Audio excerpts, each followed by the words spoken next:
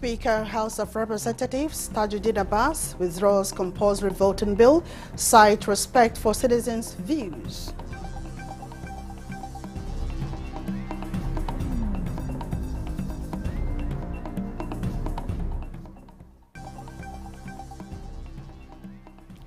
Nigeria exerts dominance in African trade, begins daily airlift of made in Nigerian products to entire continent.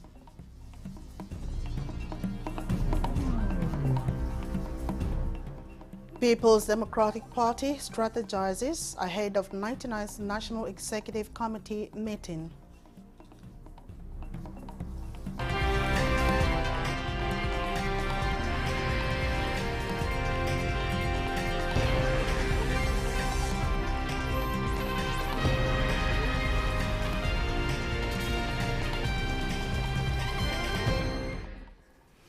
Hello and welcome to the News Desk at 3 on NTNS 24. We are reaching you live from Abuja. I am Mina Daniels. Speaker of the House of Representatives, Tajuddin Abbas, has withdrawn the compulsory voting bill which he co-sponsored with Representative Daniel Asama from Plateau State. The proposed legislation to amend the Electoral Act 2022 to make voting mandatory for all eligible Nigerians had passed second reading on the floor of the House, generating debate and public reactions. Speaker Tajuddin, in a statement, however, says the decision to withdraw the bill follows extensive consultations with a broad spectrum of stakeholders, as well as respect for individual freedoms and public sentiment. He notes that the bill was introduced with the best of intentions to promote civic engagement and higher voter turnout, but also acknowledges that lawmaking is ultimately about the people it serves and their rights. Rather than compel civic participation, the Speaker says he is committed to exploring innovative approaches to making voting more attractive and accessible to all Nigerians, as the withdrawal of the bill will allow time for further dialogue. Minister of Housing and Urban Development Ahmed Musa Dangiwa has reiterated that in 2 years under President Bola Tinubu's administration, Nigeria's housing sector has seen significant strides, particularly through the renewed HELP program. The federal government flagship initiative aims to tackle the nation's staggering housing deficit by delivering 50,000 affordable housing units across major cities like Abuja, Lagos, and Kano as pilots. Lydia Sampson reports. The program Gaston Good Morning Nigeria noted is part of a broader strategy that includes the renewed Hope Social Housing Program, targeting low-income earners and vulnerable groups with plans to build 77,400 homes nationwide, including 100 units in each of the 774 local government areas. Ahmed Musa Dangiwa emphasized the significance of job creation, with over 250,000 jobs generated across the value chain of ongoing projects. It is aimed to deliver 77,400 housing units at 100 housing units in each of the 774 local government areas of the country. This is what the Renewed Hope program is all about: to deliver cities, to deliver estates, and to deliver social housing to Nigerians. Determined to ensure equal opportunity, government involvement of private sector public partnership made more viable is driving the process. What people's needs are, and not put everybody in the bucket and expect that they would all fit. And through this collaboration, we've now seen that, okay, if the ministry provides land access, we can reduce the cost of houses by, say, 10–15%. Okay. If we have additional, government-owned enterprise funding, we can reduce it again by another 15%. So that kind of collaboration is how we get to affordable housing, not when both parties are talking from different perspectives. The guest reveals how the initiative also ensures accessibility, allowing buyers to pay a third of their monthly income, making home ownership feasible even for those earning as low as 30,000 monthly.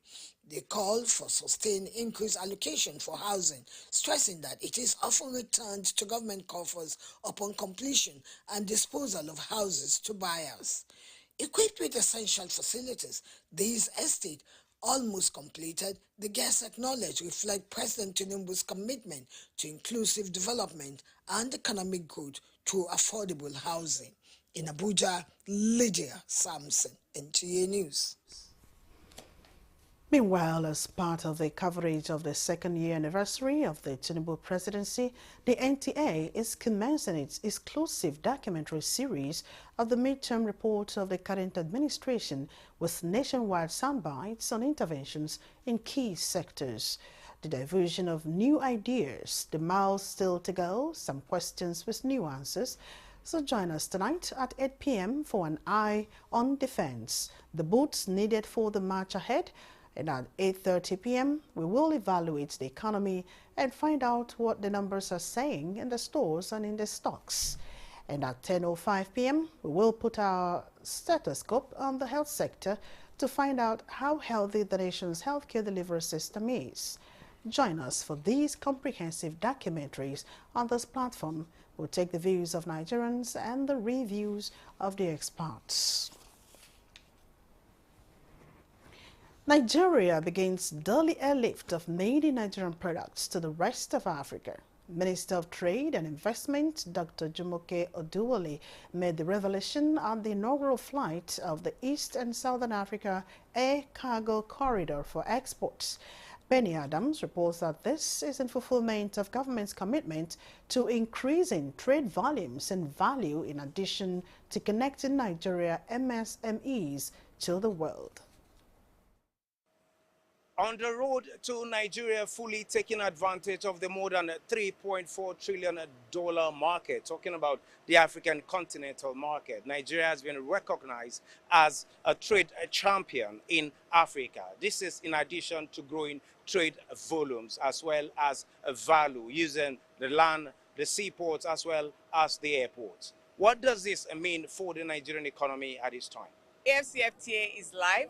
Nigeria's year-on-year export of non-oil goods has increased by 24% year-on-year. To the rest of Africa, it's now one of our biggest markets, and we're going to continue to move in that trajectory. Mr. President is committed to this agenda, and we'll continue to make sure that we deliver for Nigerian businesses. A share barter cooperative in Niger can now export within days. A digital health platform in Lagos can now scale regionally. By cutting delivery time and costs, this corridor lifts the burden that have long held MSMEs back from trading across the continent. Beyond aviation, I call upon shipping companies and the operators in the maritime and land domain to key into this so that we can give real meaning to African trade. The tariffs have been so reduced with the partnership with Ugandan Airlines, so we can ship our products in a more cost-effective manner that the customers outside of Nigeria can get it. A little bit in Canada, a little bit in UK. And then this great opportunity now came around, so we headed to Kenya, Nairobi. As we embark on this transformative journey, it is critical that we adopt a comprehensive approach to monitor the impact of this initiative through robust data analytics and rigorous policy assessments.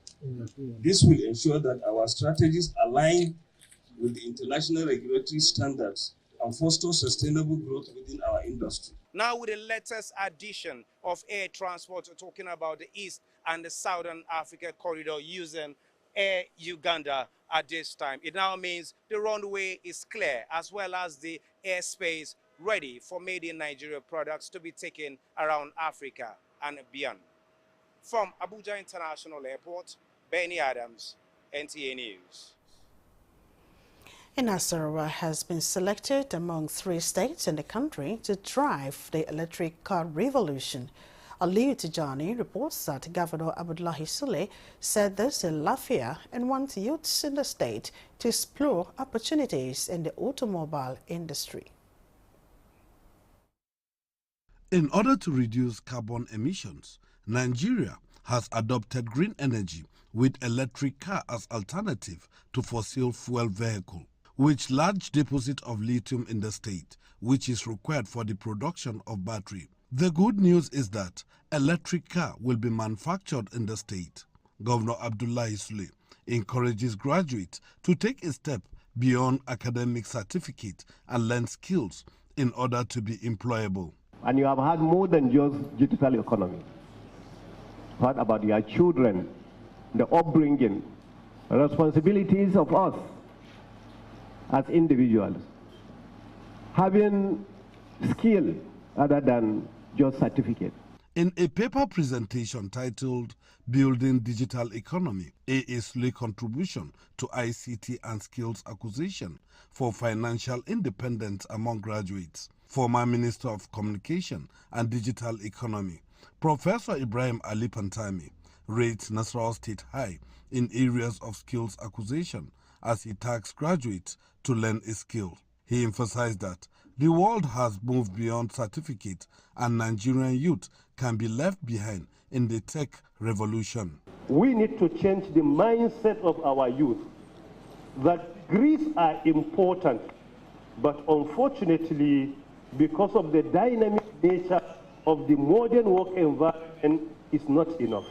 Other speakers, including Acting Rector of Isa Mustafa Agwe, the first Polytechnic Lafia, and the alumni president of the school, all underscored the place of skills in digital economy, calling on youth to embrace it. In Lafia, Aliu Tejani, NTA News.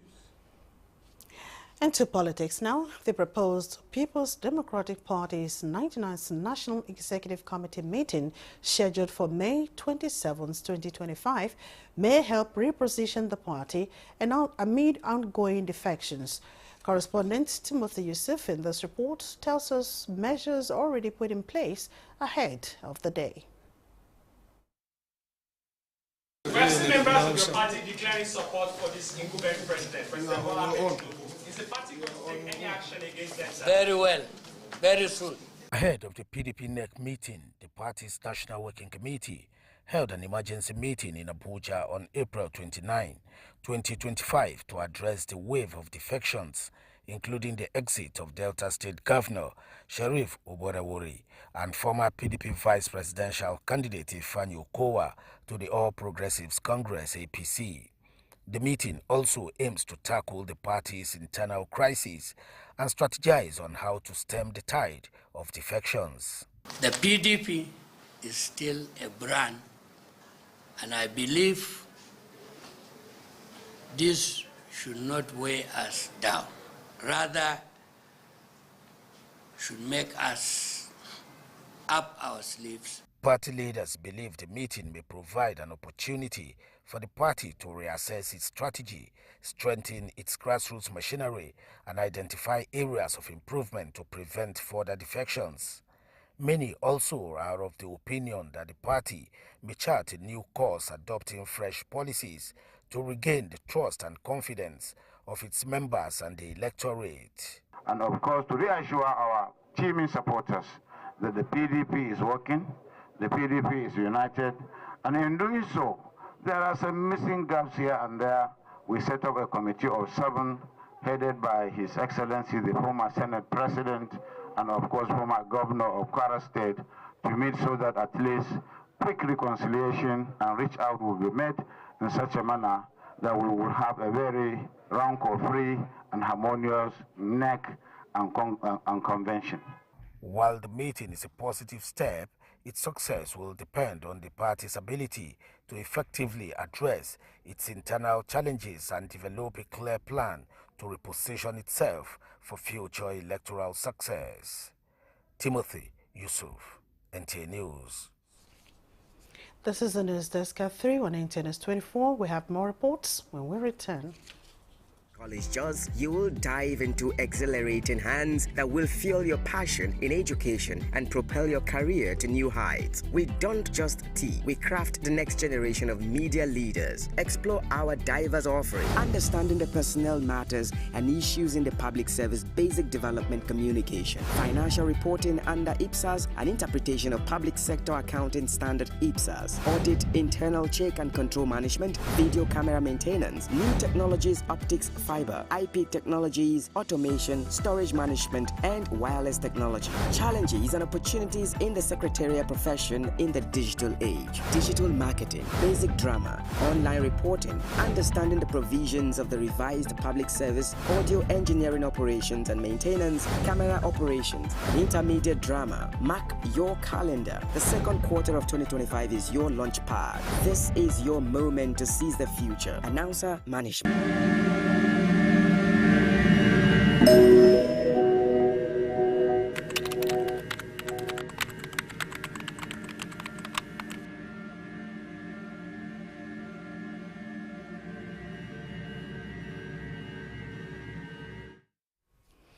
Good to have you back. The African Iconic Women Recognition Awards 2025 celebrated women across various sectors for their extraordinary contributions to peace building and national development. Held in Abuja, the awards recognized 20 outstanding women in 20 categories. Dr. Alabi reports that notable recipients included Khadidat Omotayo Karim, President Tinubu's aide on constituency affairs. The African Iconic Women Recognition Awards is becoming Nigeria's largest Hall of Fame for women achievers who, after overcoming adversities in the modern world, have left indelible legacies in touching human life while inspiring others to do the same.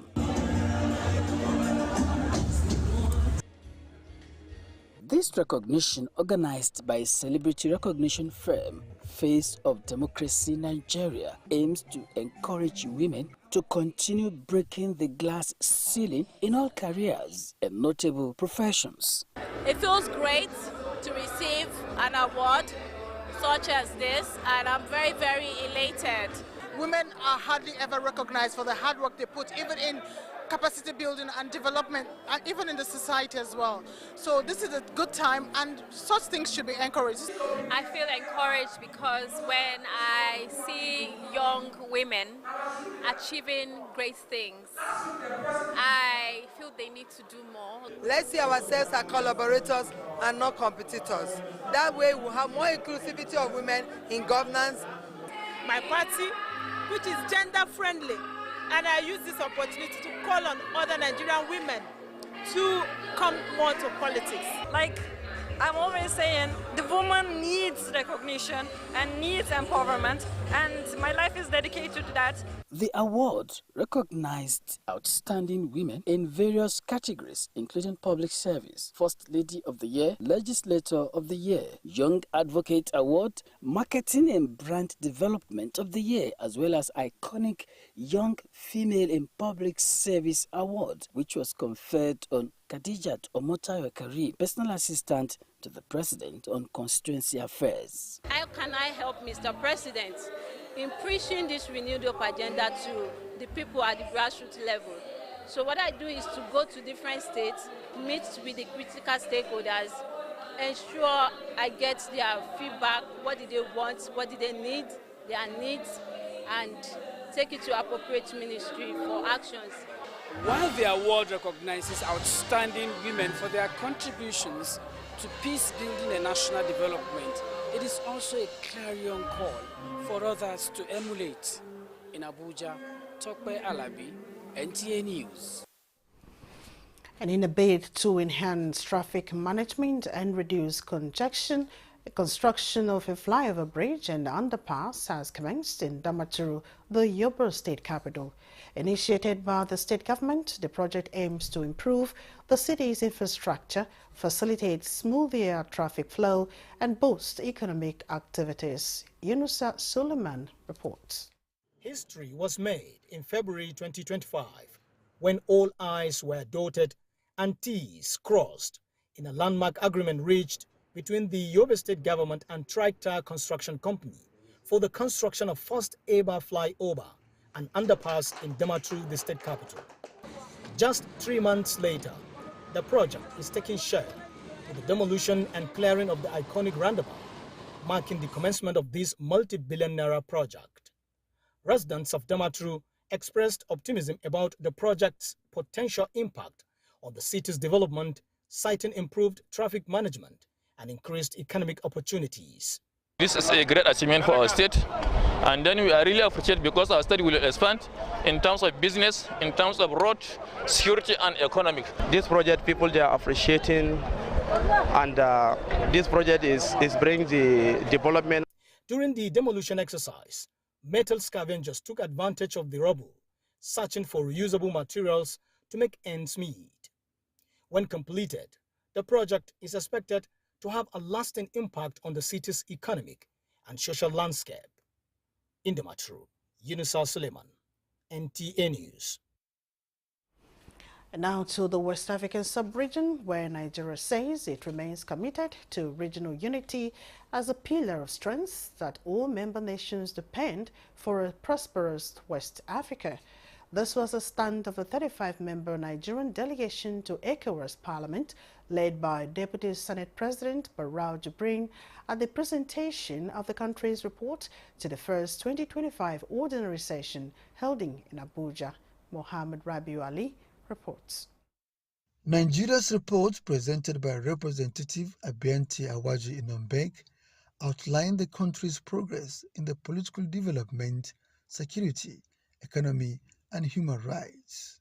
Nigeria continues to make steady progress in promoting good governance and reinforcing the rule of law, reflecting its commitment to transparency, accountability, and inclusive development. On the security situation in the country, the report highlighted Nigeria's national security architecture, which faced serious challenges across regions, acknowledging measures introduced, surmounting the challenges, while affirming President Tinubu's commitment to security. The Nigerian armed forces are adopting technological warfare and reallocating resources to address these increasing threats through digital surveillance and counter-insurgency modernization.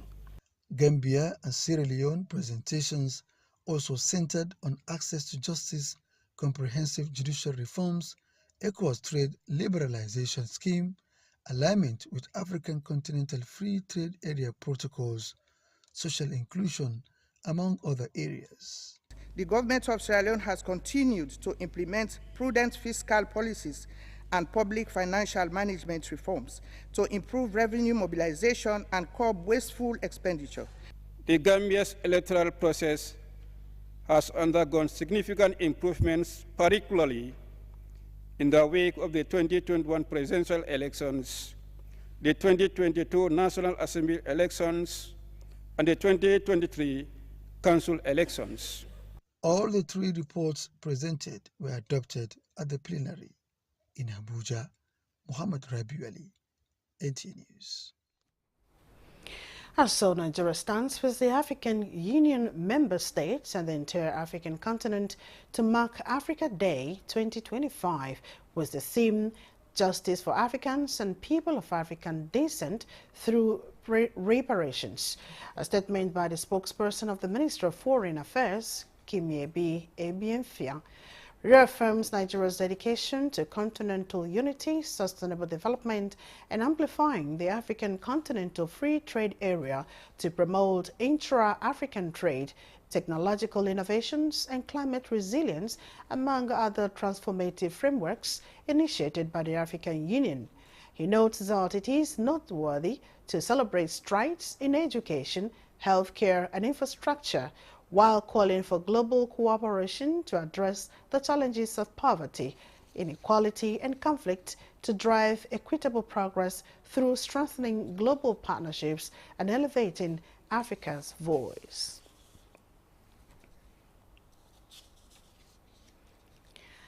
Government at all levels must continue to initiate programs that build peace and serve as a unifying factor.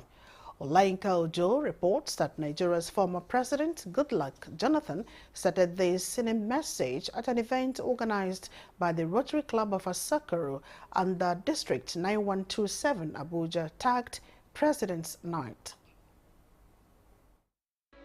In this hall are Rotarians, their friends as well as guests. And the unifying factor here is that they all believe in service above self, which translates into a better society for all.